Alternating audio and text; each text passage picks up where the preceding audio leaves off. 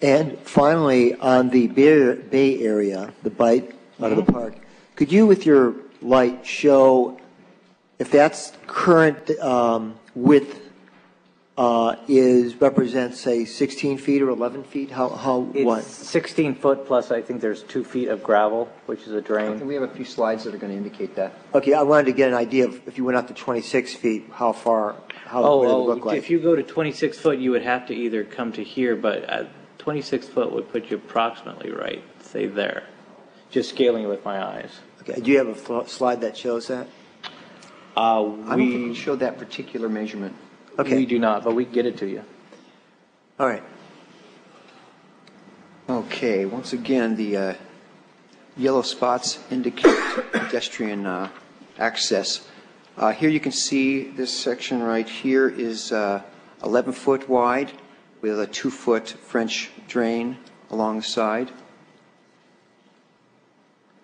Here where there are 4 lamp posts which are strategically placed. This is a concrete retaining wall which comes to a significant berm.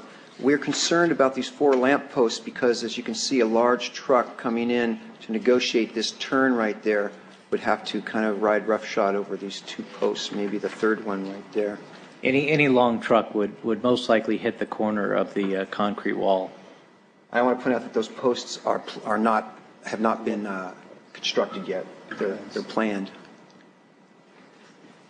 This is the area where the road widens to 16 foot with a 2 foot path, a 2 foot French drain on the east side. The sidewalk actually dead ends right here, so it's not usable for ingress. It does pose some possibilities as a egress overflow valve, people coming out that way. Here's what we believe is an inadequate turnaround, which has been produced by the construction. And even Parks Department has noticed that there is some major turf damage being created on the grass right there. Without Hempfest, do other vehicles use this as an access point? Parks Department vehicles, yeah, and any special event that's setting up there would have to.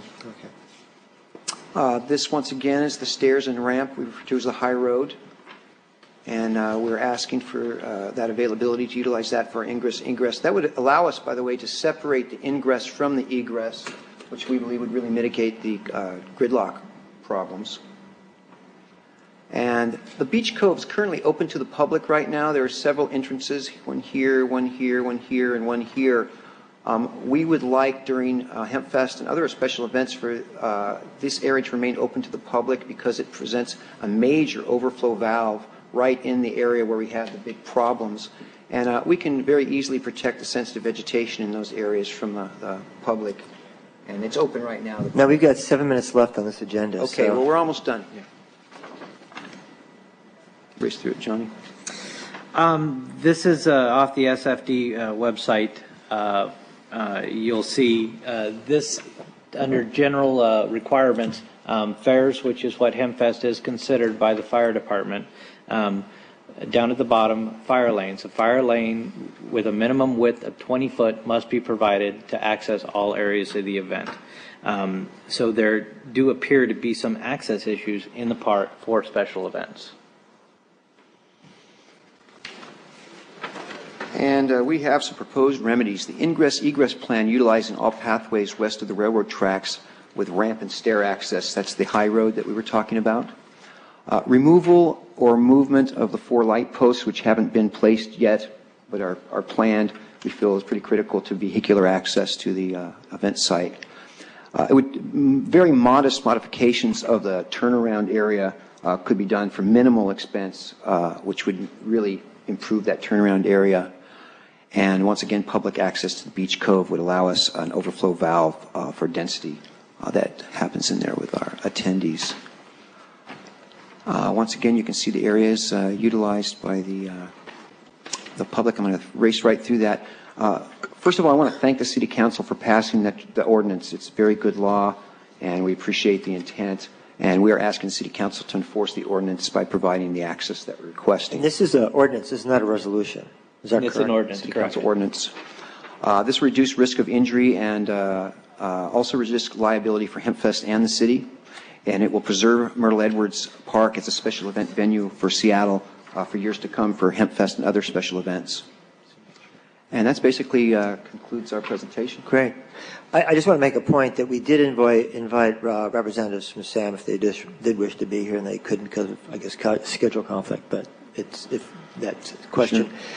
I know I've asked some questions, so has Peter Steinberg. I don't know, Jean Godden, do you have any comments or questions at this time? Not particularly. It seems that you were very fortunate that you didn't have any injuries. What about the north access to the park? How wide is it, and is it suitable for vehicles? It is, but one way. There's no way to turn around. The width on that I would have to look at, but it's around 16 foot. Gary Lee from the port usually is a very, very nice person to work with. You can't turn around. You can't get large trucks out. It's usable to some extent, and we're flexible. We will utilize what we can. And prior to the event, we actually drove a truck through one of the Port of Seattle's trucks to make sure that worked. I'm sorry, Ms. Gunn. Was there any consideration to having, say, separating egress from exit and possibly using the north end as an exit and the south end as an egress, or vice versa? For pedestrians or vehicular? Well, for either. Pedestrians, what we'd have to do is we'd have to provide some sort of shuttle. The park is very, very long.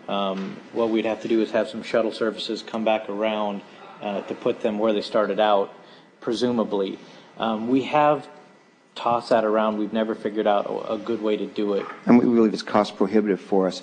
And it's such a long way on the north end. You'd come out in an area that really has no, it's right there at the Port of Seattle. It's a long ways back around to get to the main road.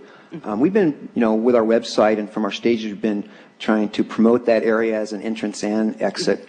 But just traditionally over the years, 90% of the folks seem to enter the south. This might, make some sense as far as utilizing that end of it. Actually, I know the park pretty well, as I used to work down at the PI, and that was our lunchtime walk. Right. But I am aware that there's a separation between the park property and the port property and the parks property. Right, Myrtle Edwards and Elliott Bay. And that particular area right in there, that would not be a good place to come in or out? Well, it'd be a good place, but we don't feel it's practical to expect more than about 15 or 20% of our attendees to take that route, just because it's such a long walk. But also, is there parking at that north end? Amgen actually has a parking lot, and we're trying to get with them to. We are trying to think out of the box. We're trying to get with Amgen to see if we can't maybe use their parking. Looking into separating ingress from egress. I mean, that's basically the scenarios we're looking at. We are open to suggestions.